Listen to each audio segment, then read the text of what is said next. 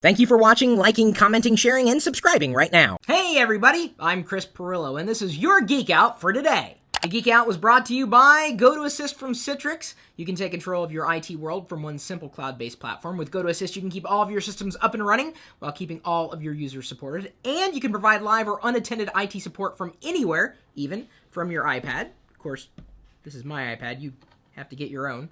And for a free 30-day trial for GoToAssist, head over to GoToAssist.com, click the Try It Free button, and use the promo code Pirillo.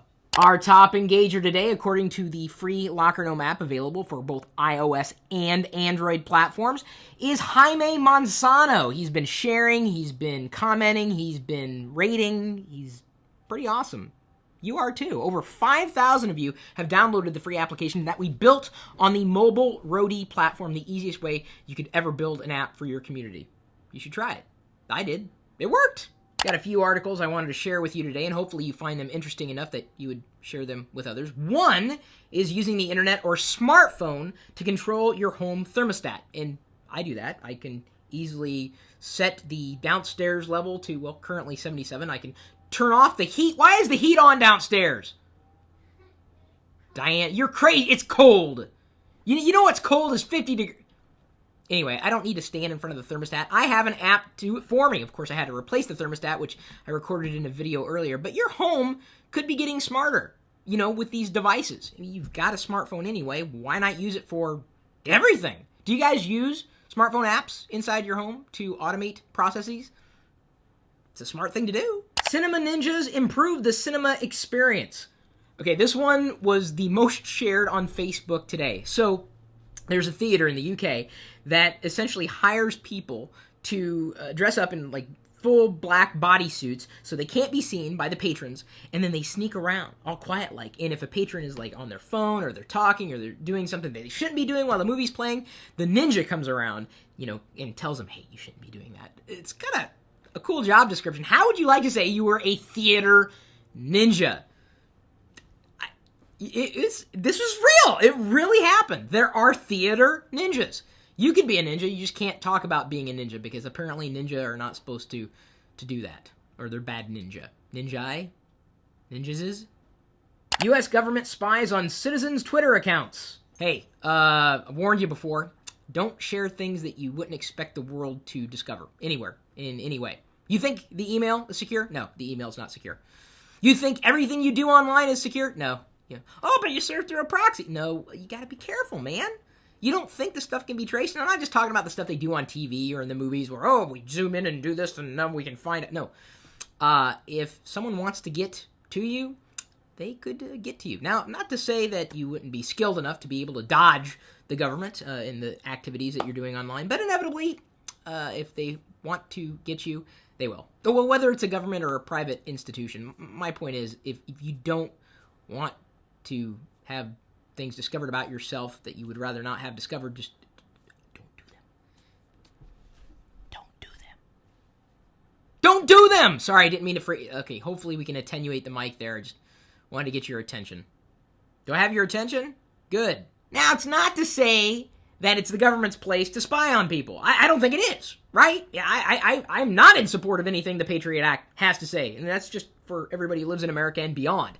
I think it's asinine to, have this invasion of privacy and lose our liberty for the sake of being safer. So it's not that. I'm not defending the government. I'm just saying that, if you're doing things that you shouldn't be doing, you shouldn't be doing those things. Why does the government got to get mad when I'm knocking over banks? Maybe because you're knocking over banks. That's the government's fault. Really? And speaking of spying, this should really freak you out. Computer rental places are forced to stop spying on customers. Did you even realize they were spying on customers? Do you rent your computer? Don't. No, seriously, don't. If you cannot afford a computer, if it's in layaway or something don't. Just don't. You can get a second-hand computer for super, super, super cheap. Is it going to be the fastest on the block? No, but at least you own it. At least it's yours to do with it what you will. So apparently, these rent-to-own places would install software that if the person did not pay, would disable the computer. And I think it's fair. I think that is fair. They did cross the line, however, by using other parts of the software, which could toggle the webcam, log keystrokes, and other things that it should not have been doing. So, don't rent computers. It's a really stupid idea. Buy one secondhand. Hello. I mean, really. Do you guys rent computers? If anything, this would keep me from ever renting a computer. Ever. That's a scary story. That's more scary than the government spying on your tweets. Because you're not doing anything and they're spying on you. Well, I guess you wouldn't necessarily have to be doing anything for the government. Just stop. Why do people have to spy? Why? Really? Is your life not interesting enough that you have to pry into somebody else's life? Next thing you know, you're going to be watching vlogs on the internet, and there goes your weekend.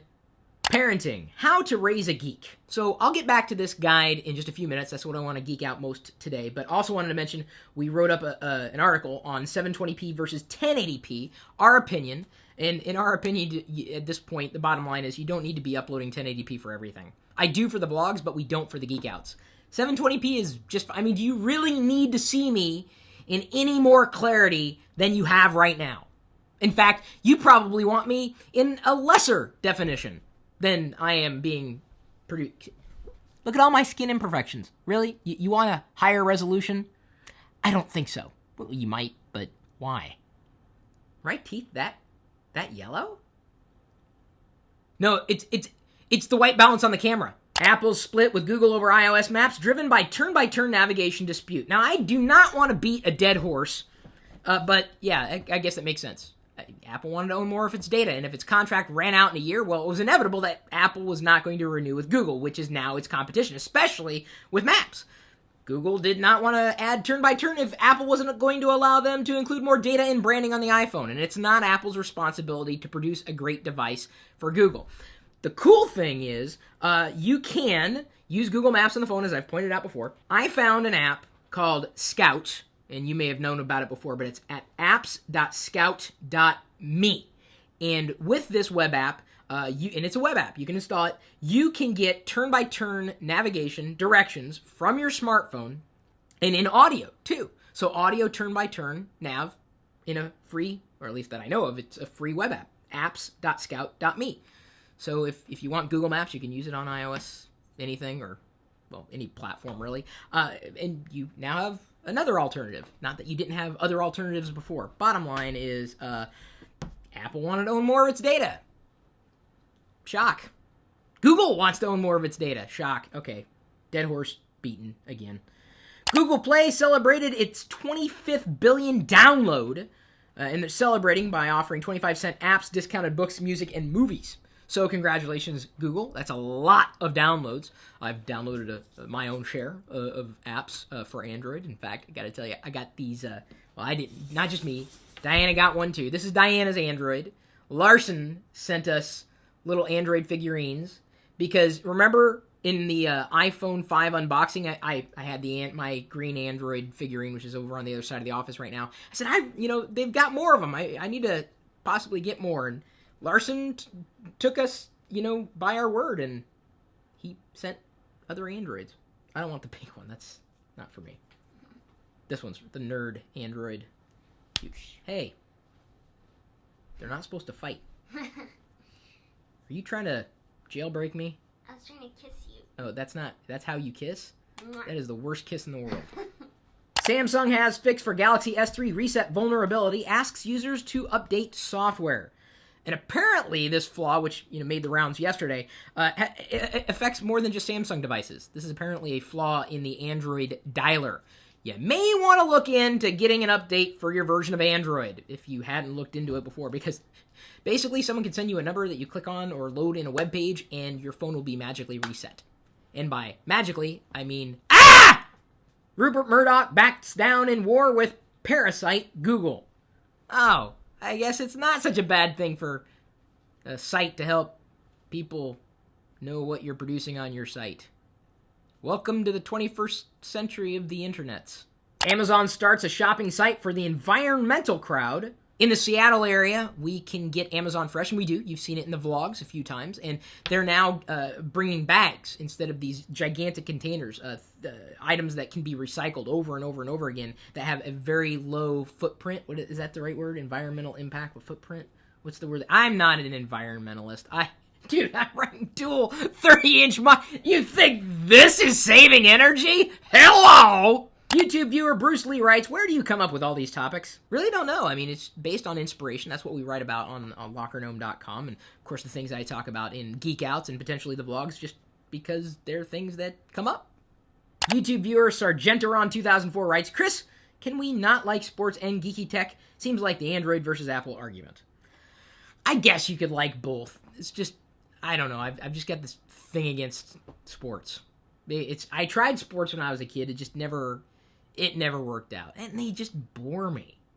Honestly, I like going to games at times, but I usually can get through one quarter or inning or period or whatever the hell they call them. And then I'm done. I'm like, yeah. I'm good to go. Good to go. So you can like sports and be a geek at the same time. I'm not saying you can't. I just think it's weird. So getting back to the topic I wanted to geek out a little bit about today, parenting and how to raise a geek. I did grow up in a family that, sports was important to my father. And, he had his interests. My brothers kind of like sports too, the younger brothers. I just never developed an interest for it at all. And I tried baseball, football, soccer, not really basketball, I guess. Had this interesting story in the 8th grade. We were being picked for teams, and I was always the last one to be picked, but there were 4 of us that were left over, so we formed a team, and we had to come up with a name, so we were called the Leftovers. And true story, we went on and beat every other team, and we played against the faculty and beat them too. So it was quite amazing. That is a true story. That's like an after-school special, really. We were the Leftovers, and it worked. That's how I've always felt on sports teams. Like, I was just going to be the last one. It was just inevitable. Like, okay, I'm just going to stand over here in the leftover pile. And I think when it comes to raising a geek, let them be themselves. And I think that's good advice for any parent. Just let them be themselves. And my parents did, I think, an amazing job at raising me. Of course, they did try to limit our computer time to like an hour a day. In fact, my mom had a little egg timer. And every once in a while, we just push it down a little further, I need to beat this level a little more. So it didn't work for me. Obviously, I'm now doing this. And, they said that we had to get outside a certain amount of hours in the day. And I think that was good. Just wasn't interesting to me. They've always encouraged me to be happy in whatever it was that I was doing. And, I believe that is a hallmark of a good parent. Let your kid be the kid. And I have discussions with Diane, and we talk about our future kids as opposed to our past kids, of which there are none, knowingly. Right? Okay, just making sure. They didn't really have that conversation with her there until this YouTube video. I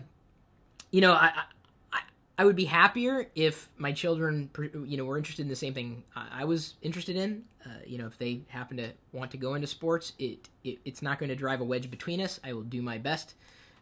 Certainly support them in all their endeavors so long as they're happy. Of course, I don't think they're going to be able to avoid the geekiness that bleeds from, if you slice open a vein. If you prick me, do I not bleed? Geek. I do. No, it's actually blood. I don't bleed geek.